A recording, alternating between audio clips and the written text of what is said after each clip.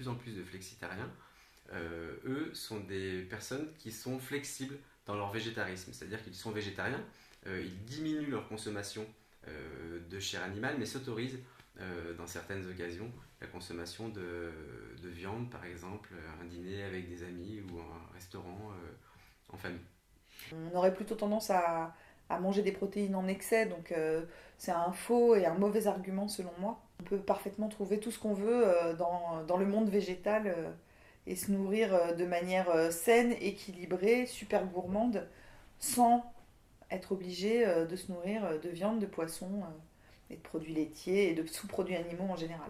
Il existe une véritable surconsommation de produits d'origine animale et cela a un impact sur les plans écologiques, sur le plan moral, puisque là je parle de la souffrance animale, et sur le plan de la santé.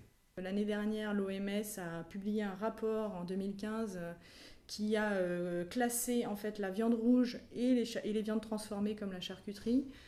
Donc la viande rouge comme cancérogène probable.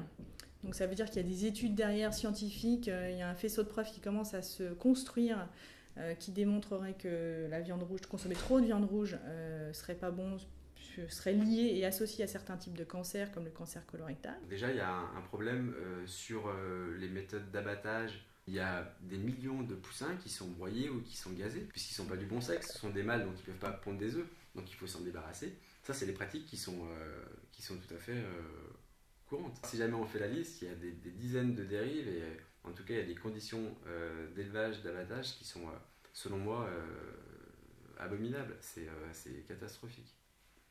Alors manger veggie aujourd'hui, il n'est pas prouvé que ça apporte des carences si par ailleurs l'alimentation et le régime est bien conçu.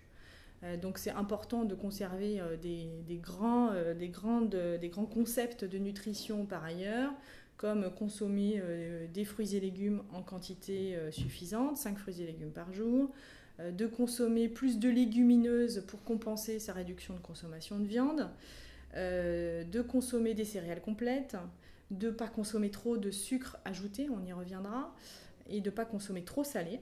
Manger végétarien n'apporte aucune carence.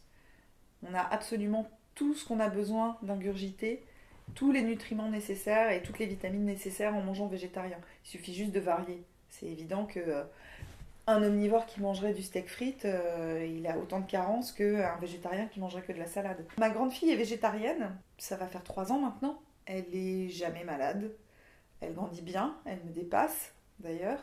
Elle a 14 ans, elle est plus grande que moi. Elle a une pêche d'enfer et très clairement, elle a aucune carence alimentaire. Ce qu'il faut savoir, c'est que quand on est végétarien ou végétalien, il y a une vitamine dont on peut éventuellement manquer, c'est la vitamine B12. Mais il est tout à fait possible de complémenter son alimentation en vitamine B12, d'en refaire le plein et être en parfaite santé.